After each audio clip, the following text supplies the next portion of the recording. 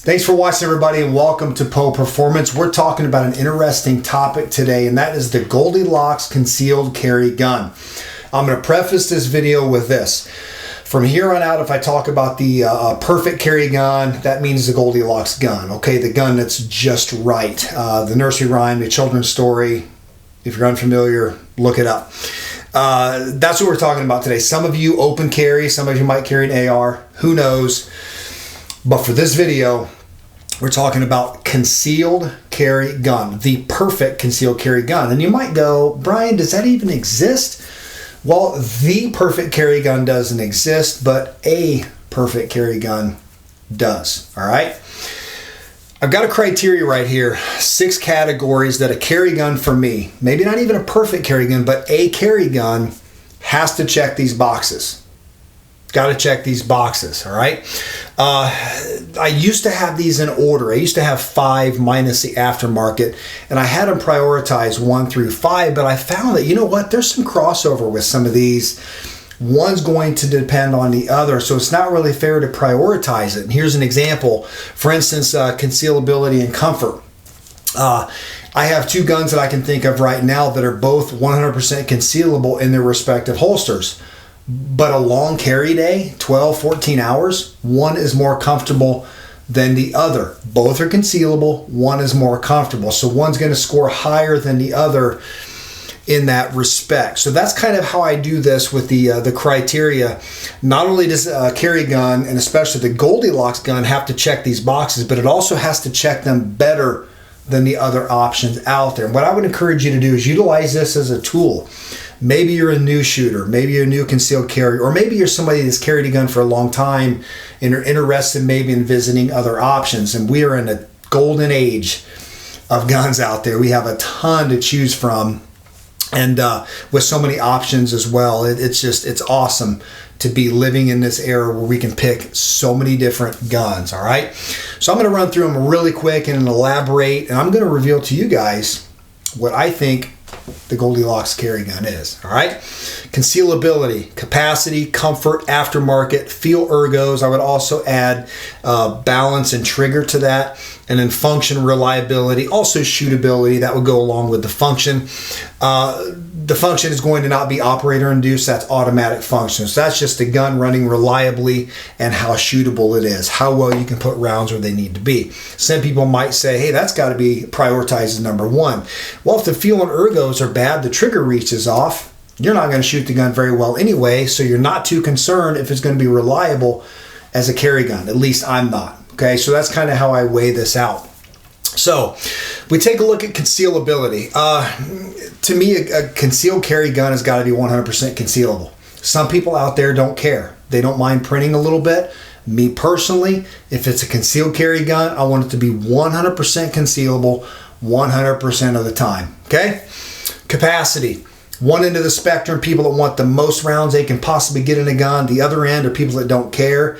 I find myself in the middle, leaning toward the lower end, and I'll elaborate more when I tell you guys why I chose the gun that I did for my Goldilocks gun. And it's going to depend on different factors. Comfort. I recently had a 17-hour carry day. Now, when you come home from work, you throw a gun on for 3 or 4 hours in the evening, you might think, hey, this gun's comfortable to carry. But until you have carried 17 hours and you've sat and you've stood and you've walked and you've sat some more, you don't know how important comfort is when it comes to a concealed carry gun. So that's what I think. When I think comfort, I don't think about a few hours in the evening after work. I'm talking about a Saturday morning when you strap that gun on at 6 a.m. and you don't take it off until 11 p.m. Aftermarket. If a gun happens to break down, do you want to send it away to fix it? And even if it's reliable and it doesn't break down, do you want to change your own sights? Holster availability, pins and springs, etc. How available are aftermarket parts for your Goldilocks gun? Feel ergonomics, balance, and trigger. Those are going to matter. The trigger reach, the grip panels, the grip modules, how a gun feels in a hand, how it balances, those are all going to matter. Now, a dry trigger, in my experience, guys, and this is just from being observant, happens on YouTube a lot. The guys that are most concerned about replacing their triggers, and this isn't everybody, but the people that just replace trigger after trigger, polish job, or this trigger's junk, or this is great dry, they usually don't even shoot that well. And that's not being a jerk, but it's a fact. You know, the proof's in the pudding there, and I've just seen it often. Either you can run that gun or not. A dry trigger, yeah, I've reviewed them and I've said, hey, here's a reset and it feels good. That's fine. But if I don't put rounds where they need to be quickly and accurately, I couldn't care less about a dry trigger. I don't care. And I'm not a fan of aftermarket triggers and carry guns. I've tried the Overwatch Precision, and I actually shot it worse than my Glock OEM trigger. I didn't do a video on that. Believe it or not, I don't take a camera every time I go to the range. Now it was negligible, but I did shoot the OEM trigger better than the Overwatch Precision. Even though it felt good dry, the Overwatch felt really good. So that goes along with that category. Automatic function and reliability, obviously shootability. Some people might grade this higher than the rest. I'm going to tend to disagree. I'm going to say it fits in there, and you're going to have to jumble these around and figure out how they cross over and make sure that these boxes are checked. Now, you may have a list of 20. You may have 2. And that's all that matters to you for your area, your body type, your abilities. There are so many factors that can weigh into that. But for me, these 6 boxes have to be checked. Have to be for a carry option.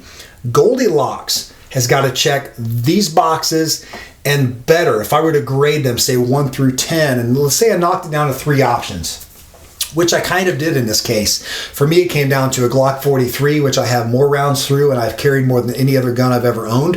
The Glock 19, and my Goldilocks gun, which I'm going to reveal in just a little bit. Now, my Goldilocks gun won out in these categories at the range, and when I graded it, it just fits me and my needs perfectly, okay? And I'll reveal that to you guys in just a little bit what it is. So here's what I'm going to ask of you guys before I tell you what my Goldilocks gun is. Let me know down below what your Goldilocks gun is, carry gun, and maybe your criteria. List it down below. Maybe you guys have 3 or 4 things you want to add. Maybe some of this doesn't matter to you, but the one thing I would ask is to be respectful. Don't flame other people for their process of selecting a gun. There's a lot of individuality that's going to go into this. So let's keep it respectful, keep it cool, and use this as a learning tool. This is coming from just a civilian in my experience. I'm no Leo or military guy, so take this with a grain of salt. I'm just one data point in this whole world of concealed carry, all right? So it's time to shut up and show you guys what my Goldilocks carry gun is, and it's hot, so I'm going to make sure I don't point it at my legs.